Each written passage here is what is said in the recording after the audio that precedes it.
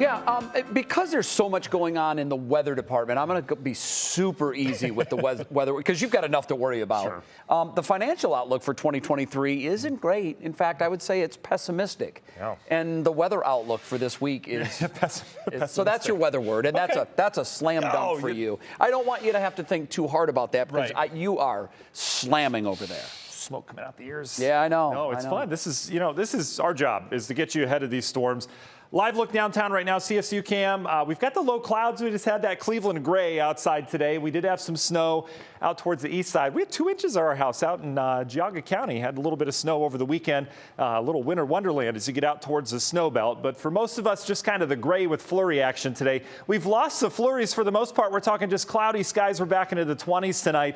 Notice it's quiet. If you've got last minute plans, doing some shopping, if perhaps you ordered gifts over the weekend and they're expected to get here Christmas Eve or so, with this storm coming, you might want to think again and shop local. And you've got a day to do that tomorrow, your National Design Mart Hour by our forecast. You notice how some of the clouds going to break up. We're going to see some peaks of sunshine tomorrow. Not a bad day. We're going to start on the cold side in the 20s. By afternoon, we're in the upper 30s. That's bonus compared to where we were today as well. Again, we will have clouds, but they will break for sunshine from time to time. And more the same on Wednesday. If you don't get it done tomorrow, you have Wednesday as well. Very quiet day. Similar readings in terms of temperatures. You see upper 30s to near 40 degrees. We'll have sun that gives way to clouds later in the day.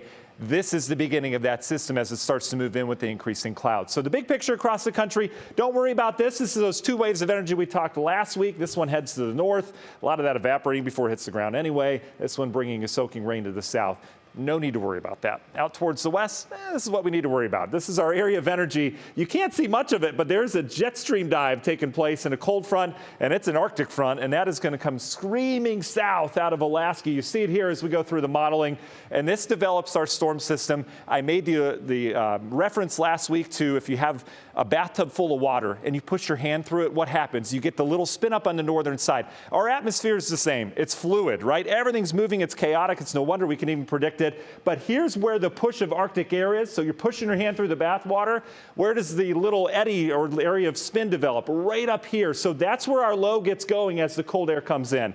So for us locally, Thursday we start on the warm side of the system, so we're expecting rain on Thursday. Not going to be a washout, but we'll have waves of showers moving through.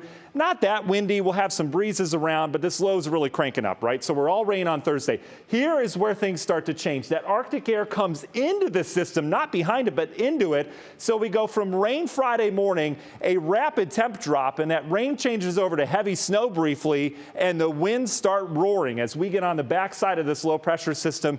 Friday, travel plans, midday and beyond, forget about it. It's going to be a mess around here. All that rain that we had is going to freeze up and turn to black ice. And then we have snow on top of that. That continues Friday into Friday night and Saturday. We've got bitter cold. Look at the isobars packed together. These are strong winds, gusts over 60 possible, especially near the lakeshore. The snow will continue to fly, but again, the snow is not the big deal with this. What makes this storm different? Well, we've got that rapid temp drop, so everything turns to ice. Widespread strong winds, power outages are going to be an issue with this one, and that's all over northeast Ohio. We've got bitter cold air as well, wind chills in the minus 15 to minus 25 degree range all weekend long. It's Friday morning, things go downhill, and it stays downhill all the way through Friday night. Hate to have a pessimistic forecast for you, but that's what we're looking at for now. Union Home Mortgage 7-day forecast. There's your temp drop on Friday, and then for the weekend, bitter cold for Christmas Eve and Christmas Day. Guys. All right, Matt, thank you very much. I know you guys are working hard over there, keeping an eye on all the changes, and we'll keep everyone abreast.